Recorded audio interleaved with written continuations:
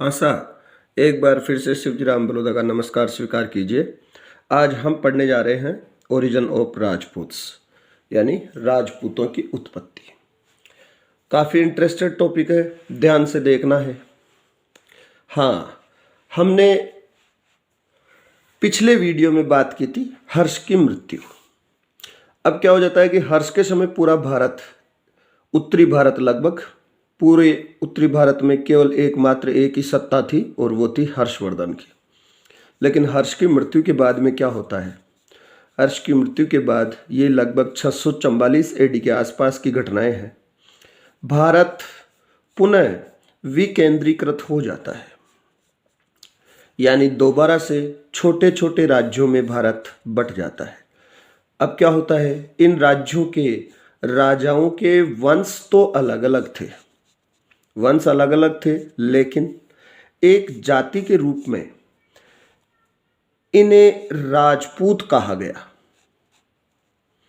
और यह काल राजपूत युग कहा गया। इसका समय इतिहासकार निर्धारित करते हैं 7वीं शती एडी से 12वीं शती एडी, यानी लगभग 500 वर्ष का टाइम पीरियड। लेकिन यहाँ एक प्रश्न है, और प्रश्न है इनकी एकाएक उत्पत्ति को लेकर। अचानक इनकी उत्पत्ति कैसे हो गई? इस संबंध में बहुत सारे मत हैं। हम कुछ मतों का अध्ययन करेंगे जो लगभग प्रत्येक इतिहास की पुस्तक बाजार में उपलब्ध है, जिसमें राजस्थान के इतिहास को लेकर विवरण दिए गए हैं। उन्हीं पुस्तकों में से मैंने 4-5 पुस्तकें उठाई है, तो उन पुस्तकों का सारांश हम पढ़ने जा रहे हैं एक तरीके से, और उन्हीं के मैंने नोट तैयार किए हैं। तो इनके विभिन्न मत हैं। इसमें एक मत है अग्निवंशीय मत, आगे पढ़ेंगे अभी इसके बारे में। दूसरा मत है भारतीय आर्यों से उत्पत्ति संबंधी मत। तीसरा मत है विदेशियों एवं अनार्यों से उत्पत्ति का मत। और चौथा मत है मिश्रित जातियों से उत्पन्न वाला मत। चारों मतों के बारे में हम पढ़ने जा रहे हैं। सबसे पहले पढ़ेंगे अग्निवंशीय मत। इस मत के प्रतिपादक थे चंद्रबरदाई, जिन्होंने पृथ्वीराज रासो नामक ग्रंथ लिखा है। पृथ्वीराज रासो ग्रंथ में इन्होंने एक कथा का उल्लेख किया है। ये कहानी ऐसे है कि ऋषियों द्वारा आबू पर्वत पर यज्ञ किए जाते थे, लेकिन राक्षस लोग इन यज्ञों को अपवित्र कर देते थे। इससे तंग होकर वशिष्ठ मुनि ने एक यज्ञ किया और यज्ञ से 3 योद्धा उत्पन्न किए। वशिष्ठ मुनि ने यज्ञ किया और यज्ञ से 3 योद्धा उत्पन्न किए, परमार, चालुक्य और प्रतिहार।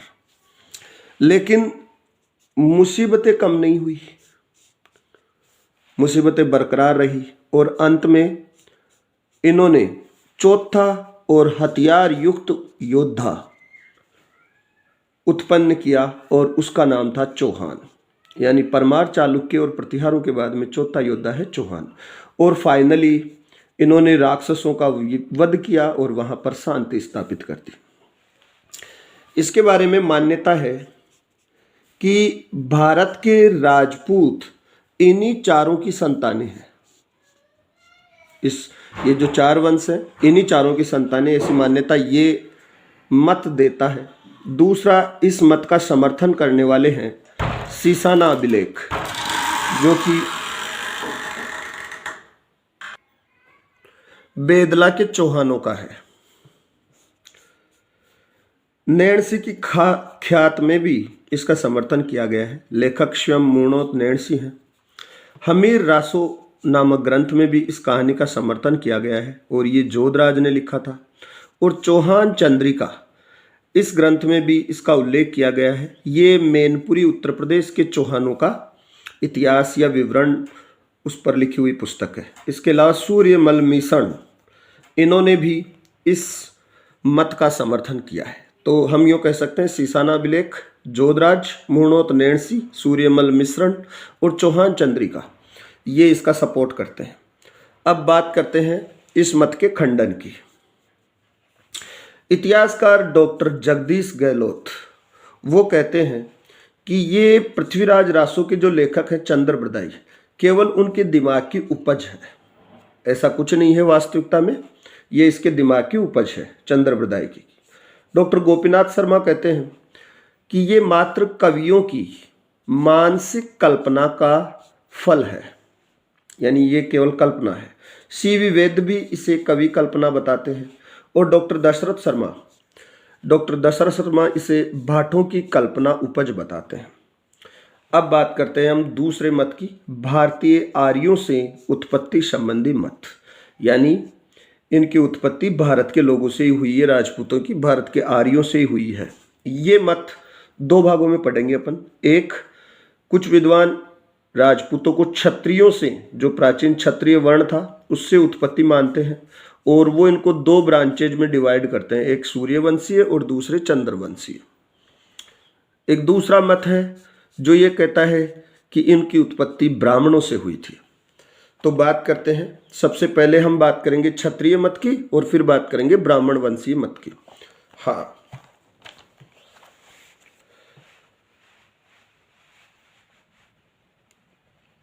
क्षत्रिय मत कहता है कि ये सूर्यवंशीय और चंद्रवंशीय थे।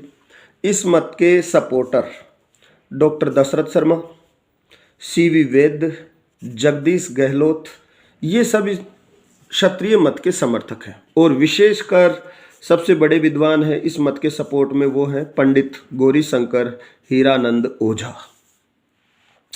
यही प्रश्न प्रतियोगी परीक्षाओं में पूछा जाता है कि डॉक्टर ओझा के अनुसार राजपूत कौन थे, तो आपका जवाब होना चाहिए सूर्यवंशीय एवं चंद्रवंशीय थे। हाँ, डॉक्टर ओझा का मत ही हम पढ़ेंगे, मेनली इन्हीं का मत पढ़ेंगे, ठीक है। ये पौराणिक राजन्य क्षत्रिय उग्रों से संबोधित सूर्य और चंद्रवंशीय क्षत्रियों की संतानें हैं, ऐसा डॉक्टर ओझा कहते हैं राजपूतों के बारे में। उनके द्वारा, यानी ओझा जी के द्वारा प्रस्तुत साक्ष्य, तो अब हम इनके द्वारा इस मत के सपोर्ट में जो साक्ष्य प्रस्तुत किए गए थे उनके ऊपर अध्ययन करेंगे, उनको देखेंगे। तो पहला मत, पहला सब इस मत के समर्थन में पहला इनका विचार देखिए। गुहिल रघुकुल के थे, रघुकुल के थे यानी सूर्यवंशी थे। रघुकुल वही भगवान श्री राम वाला, तो उस वंश के थे गुहिल और इसी कारण ये सूर्यवंशीय थे। नाथ लेख जो 971 एडी का है, आठपुर लेख, आबू लेख जो 1285 एडी का है और एक श्रृंगी ऋषि का लेख जो 1485 एडी का है। तो ये सभी लेख और अभिलेख इस मत के सपोर्ट में है कि गुहिल क्या थे, सूर्यवंशीय थे। दूसरा मत इन्होंने दिया कि जो प्रतिहार थे यानी गुर्जर प्रतिहार, वो राम जी के भाई लक्ष्मण के वंशज थे और इसीलिए ये भी सूर्यवंशीय थे। इस मत की पुष्टि प्रतिहारों के अभिलेख ग्वालियर लेख से जो मिहिर भोज का है, जोधपुर लेख जो बाउक प्रतिहार का है, तो ये दोनों अभिलेखों से इस बात की पुष्टि होती है। अगला मत इन्होंने राजपूतों की शाखा है चंदेल शाखा, तो चंदेल शाखा के संबंध में कहा कि चंदेल चंद्रवंशीय थे और ऐसा इन्होंने चंदेल लेख को लेकर कहा। एक ट्रिक भी है कि केवल चंदेलों को ही चंद्रवंशी बताया था ओझा जी ने, बाकी लगभग हर राजपूत शाखा को, राजपूत वंश को इन्होंने सूर्यवंशीय बताया है। आगे वाला मत परमारों को लेकर, परमार राजपूत क्षत्रिय थे, ऐसा इन्होंने हर्षोल लेख के आधार पर कहा है। आगे धूम्रपाल और परमाल सूर्यवंशीय थे, ऐसा इन्होंने 1230 ईस्वी के तेजपाल मंदिर लेख के आधार पर कहा है। आगे इन्होंने कहा चौहानों के बारे में कि चौहानों के पूर्वज ये भी सूर्यवंशीय थे और ऐसा इन्होंने हर्षनाथ मंदिर लेख के आधार पर कहा है। राठौड़ों को भी इन्होंने सूर्यवंशीय बताया और ऐसा इन्होंने जालोर और नाडोल लेख के आधार पर बताया। चौहानों को लेकर दोबारा से एक कि ये फिर से दूसरे साक्ष्य इन्होंने प्रस्तुत किए कि चौहान सूर्यवंशीय थे। जयानक जो पृथ्वीराज चौहान के दरबारी थे, जयानक भट्ट, नयन चंद्र सूरी और धुरसा आडा, तो इनके लिखे हुए ग्रंथों में भी चौहान सूर्यवंशी बताए गए हैं। इसके अलावा चालुक्य जो गुजरात पर राज कर रहे थे, तो चालुक्य भी सूर्यवंशीय थे, और ऐसा ह्वेनसांग के विवरण और पंडित ओझा दोनों के अनुसार ऐसा माना गया है। तो मोटी मोटी बात यह है कि चंदेलों को इन्होंने सूर्यवंशीय बताया है, बाकी सभी राजपूत ब्रांचों को इन्होंने क्या बताया है, चंदेलों को चंद्रवंशीय बताया है, बाकी सभी राजपूत ब्रांचों को क्या बताया इन्होंने, सूर्यवंशीय बताया है। अब बात करेंगे दूसरे मत की, जो है ब्राह्मण वंशीय मत। और ये मत ये कहता है कि राजपूतों की उत्पत्ति ब्राह्मणों से हुई है। इस मत के समर्थक हैं doctor Gopinath Sharma, doctor Bhandarkar, doctor Dashrath Sharma. तो गोपीनाथ शर्मा, दशरथ शर्मा और डॉक्टर भंडारकर ऐसा मानते हैं कि राजपूतों की उत्पत्ति ब्राह्मणों से हुई है। विशेषकर डॉक्टर भंडारकर ने इस संबंध में बड़े विवरण दिए हैं, और मेनली इस मत के सपोर्ट में हम इन्हीं के विवरण, ज़्यादातर इन्हीं के विवरण पढ़ेंगे।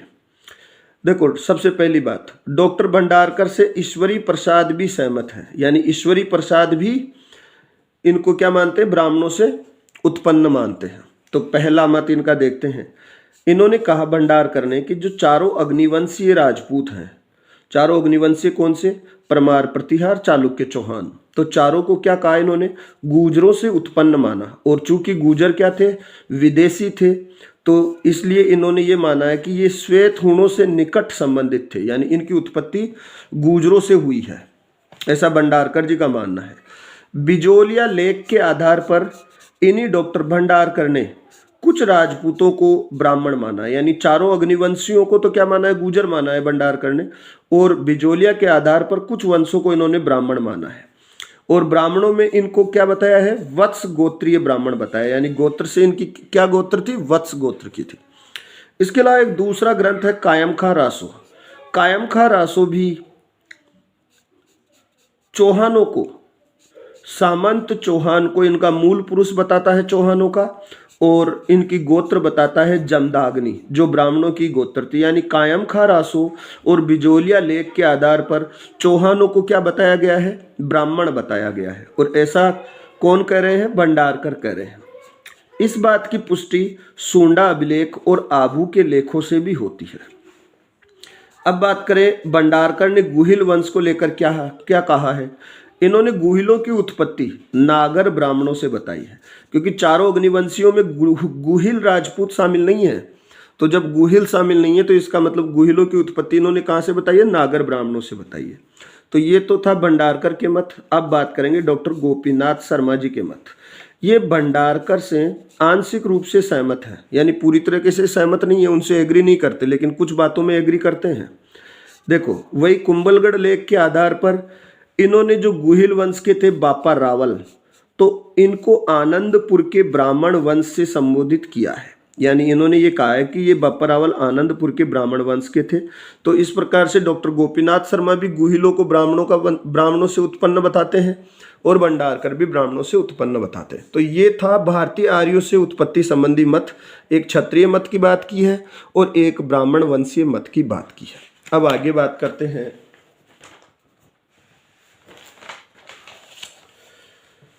जो तीसरा मत है हमारा, विदेशियों एवं अनार्यों से उत्पत्ति संबंधी मत।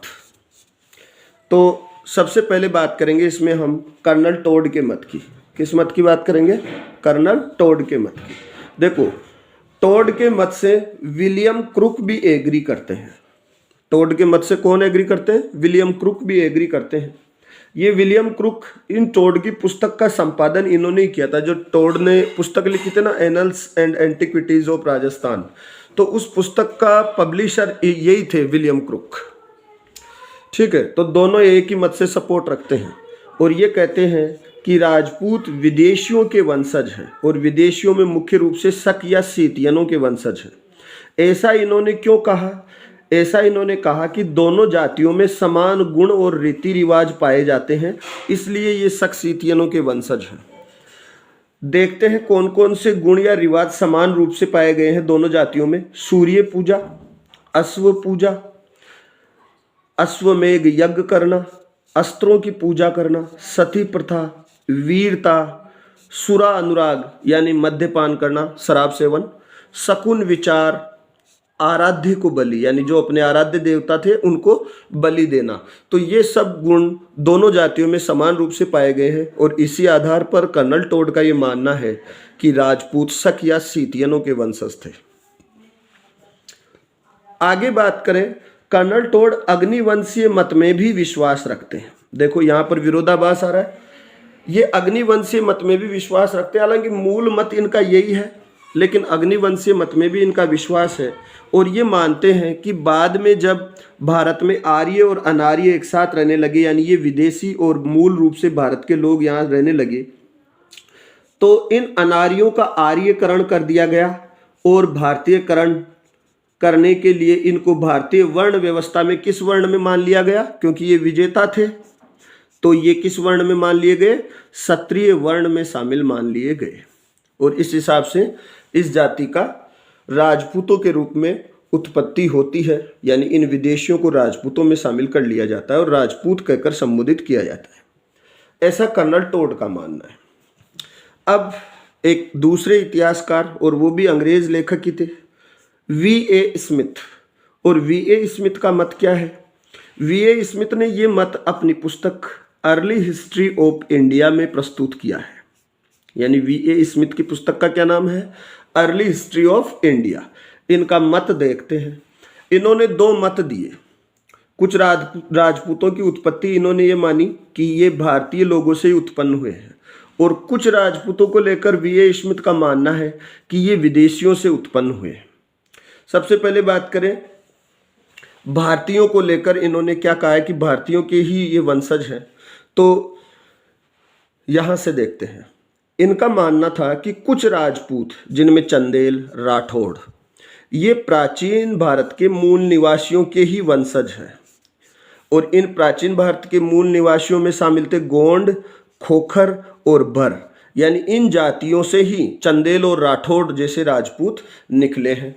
इसके पीछे ये तर्क देते हैं कि ये नाग की उपासना करते थे और विदेशी लोग नाग की पूजा नहीं करते, और इस आधार पर इन्होंने इनको भारतीय जातियों से ही उत्पन्न बताया है, यानी नाग की पूजा करते थे और इसीलिए ये भारतीयों से ही निकले हैं। दूसरा मत है विदेशी उत्पत्ति का मत, और इसमें स्मिथ कहते हैं कि जो जातियां सूर्य उपासना करती थी, जिसमें शक, गुर्जर, हुण, यूची, ये जातियां हैं, तो राजपूत भी सूर्य की उपासना करते हैं, इसलिए राजपूत इन जातियों के वंशज हैं। ये कर्नल टोड का भी मानना था और इनका भी। लेकिन सभी राजपूतों को लेकर इन्होंने नहीं माना है। इन्होंने चंदेल और राठौड़ों को क्या बताया है? भारतीय ही बताया मूल रूप से। तो सूर्य उपासना करते थे। कालांतर में सांप की पूजा करने वाले और सूर्य की पूजा करने वाले दोनों ही प्रकार के राजपूतों का या दोनों ही प्रकार के क्षत्रियों का आर्यकरण हो गया, यानी आर्य व्यवस्था में ये शामिल हो गए और वर्ण व्यवस्था के अंतर्गत इनको क्षत्रिय वर्ण में शामिल किया गया, क्योंकि ये शासक करने वाली जाति थी, शासन करने वाली जाति थी, इसलिए। अब बात करेंगे विदेशियों के मत में। विदेशियों से उत्पत्ति में डॉक्टर भंडारकर का भी मत है, और ये मत हम पहले पढ़ चुके हैं। इसमें हमने अभी तक क्या पढ़ा है? अभी तक हमने पढ़ा है कि जो चारों अग्निवंशीय राजपूत थे, परमार, प्रतिहार, चालुक्य, चौहान, इनको इन्होंने हूणों से उत्पन्न बताया था, यानी गुर्जरों से उत्पन्न बताया था। और गुर्जर किससे उत्पन्न है? हूणों से उत्पन्न है। और इस प्रकार से ये मानते हैं कि ये चारों वर्ण, ये जो चारों अग्निवंशीय वाले राजपूत हैं, ये किससे निकले हैं? ये हूणों से निकले। और हूणों की भी किस जाति से? खिजर जाति से। खिजर जाति से। एक रिमाइंडर, आपको पहले भी बताया जा चुका है कि ईश्वरी प्रसाद भी इनके मत से एग्री करते हैं। अब आगे, यानी इस बात के अलावा इन्होंने और राजपूतों को लेकर क्या क्या कहा है और किन किन राजपूतों को इन्होंने विदेशी बताया है, क्योंकि इन्होंने गुहिलों को तो ब्राह्मणों का बताया है, ब्राह्मणों से उत्पन्न, ये अपन पढ़ चुके हैं। बाकी और राजपूतों को लेकर देखते हैं भंडारकर क्या कह रहे हैं। ये कह रहे हैं कि पुराणों में हेहय राजपूतों का उल्लेख है, हेहय नामक राजपूतों का उल्लेख है, और ये इनका उल्लेख शक और यवनों के साथ हुआ है पुराणों में। यानी जहाँ पर शक और यवनों का उल्लेख हुआ है वहाँ पर हेहय राजपूतों का उल्लेख भी हुआ है। अतः इन्होंने हेहय राजपूतों को विदेशी कहा। इसके अलावा इनका ये भी मानना था कि जो प्राचीन लाट प्रदेश था, प्राचीन लाट प्रदेश था, ये चालुक्यों की सत्ता के अंडर में आने के बाद क्या कहलाता है? गुजरात कहलाता है। यानी गुजरात का पहले क्या नाम था? लाट नाम था, लाट प्रदेश कहा जाता था गुजरात को। और जैसे ही चालुक्यों ने इस क्षेत्र पर राज करना शुरू किया तो इस क्षेत्र को क्या कहने लगे? गुजरात कहने लगे। तो ये आगे कह रहा है, अतः ये भी क्या थे? गुर्जर थे।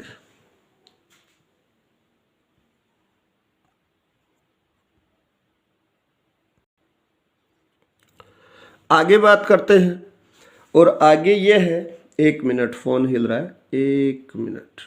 हाँ अब ठीक है। हाँ, अलेक्जेंडर कनिंघम ने ब्रोच गुर्जर ताम्रपत्र जो 998 एडी का है, इसमें इन्होंने राजपूतों को यूची या कुषाण जाति का वंशज माना है। यानी कनिंघम ने भी राजपूतों को कुषाणों का वंशज ही माना है। और ये किस अभिलेख के आधार पर कहा गया है? ब्रोच गुर्जर ताम्रपत्र के आधार पर। आपसे ये भी पूछा जा सकता है कि ब्रोच गुर्जर ताम्रपत्र के आधार पर राजपूत किस जाति के वंशज थे? तो आपका जवाब होना चाहिए यूची या कुषाण जाति के वंशज थे। अगला मत और अंतिम मत है मिश्रित जातीय मत, यानी कई जातियों से इनकी उत्पत्ति हुई है, किसी एक जाति से नहीं। इस मत के सपोर्ट में है देवी प्रसाद चट्टोपाध्याय और डॉक्टर दशरथ शर्मा, और इसके अलावा डॉक्टर गोपीनाथ शर्मा भी इस मत से एग्री करते हैं। डॉक्टर गोपीनाथ शर्मा ने इस संबंध में एक ब्लड मिक्सर थ्योरी दी है, रक्त मिश्रण सिद्धांत। और ब्लड मिक्सर थ्योरी कहती है, उसके सबूत देख लेते हैं पहले। ये थ्योरी इन्होंने शक्ति कुमार के लेख के आधार पर दी है, और ये शक्ति कुमार गुहिल वंश के राजा थे, चित्तौड़ के, मेवाड़ के, और इनका ये लेख 977 एडी का है। इस लेख के आधार पर इन्होंने ब्लड मिक्सर थ्योरी दी है, और इस लेख में ये लिखा हुआ है कि हरिया देवी जो हुणों की राजकुमारी थी, हुण वंश की राजकुमारी थी, उसका विवाह गुहिल राजा अल्लट से होता है। और इस आधार पर ये ब्लड मिक्सर थ्योरी वेरीफाई हो जाती है। तो इसमें सपोर्ट में ये शक्ति कुमार लेख का सहारा लेते हैं गोपीनाथ शर्मा जी। अगली बात है, एक नोट देखते हैं। डॉक्टर गोपीनाथ शर्मा सभी राजपूतों की उत्पत्ति मिश्रित जाति से नहीं मानते, कईयों की उत्पत्ति ये ब्राह्मणों से भी मानते हैं, ये हम पढ़ चुके हैं पहले। एक और नोट है, सामाजिक आर्थिक प्रक्रिया का मत दिया, यानी राजपूतों की उत्पत्ति सामाजिक और आर्थिक क्रियाओं से हुई और ऐसा माना गया, आर्थिक कारणों से हुई, ऐसा मानना है बीडी चट्टोपाध्याय का। तो ये मत किसका है? बीडी चट्टोपाध्याय का है, सामाजिक आर्थिक प्रक्रिया मत। अब बात करें एक कंक्लूजन की, एक निष्कर्ष की। निष्कर्ष ये कहता है कि राजपूत चाहे किसी भी रूप में जन्मे हो, लेकिन ये सत्य है कि इतिहास में उन्होंने महाकाव्य काल के क्षत्रियों की परंपरा को बनाए रखा है। यानी क्षत्रिय वंश की जो परंपरा है उसको बनाए रखा है। और ऐसा कहना किसका है? डॉक्टर कालिका रंजन कानूनगो का कहना है। यानी ये कालिका रंजन कानूनगो जी क्या कहते हैं? ये यूँ कहते हैं कि राजपूत चाहे उनकी उत्पत्ति कैसे भी हुई हो, लेकिन उन्होंने जो क्षत्रिय थे उनकी जगह ली है, तो इस हिसाब से हम इनको क्षत्रिय ही कहकर संबोधित करें तो ये बहुत बढ़िया रहेगा। और इस विवाद में ज़्यादा ना उलझना चाहिए हम सभी को। और आज के इस युग में भी राजपूत जाति काफ़ी प्रभावशाली जाति है, और इस जाति ने लगभग 500 साल तक भारतीय राजनीति में अपना प्रभाव बनाए रखा। और इसी काल को अब हम पढ़ेंगे आगे वाले अध्यायों में, जिसमें आगे वाला अध्याय हम पढ़ेंगे किस वंश के बारे में? दिख रहा होगा आपको, गुर्जर प्रतिहार वंश। तो ये गुर्जर प्रतिहार आगे पढ़ेंगे। आज के लिए इतना ही साथियों। वीडियो आपको अगर पसंद आए तो इसे लाइक कीजिएगा, शेयर कीजिएगा, सब्सक्राइब कीजिएगा, अपने मित्रों को, अपने परिचितों को भेजिएगा। प्रत्येक आयु वर्ग का राजस्थानी कम से कम इस संबंध में ज्ञान लेता है तो ये इतिहास की दृष्टि से भी सही माना जाएगा, और इसे आप मेरे कार्य की अवश्य ही सराहना करेंगे। ठीक है दोस्तों, मिलते हैं अगले पार्ट में। जय हिंद।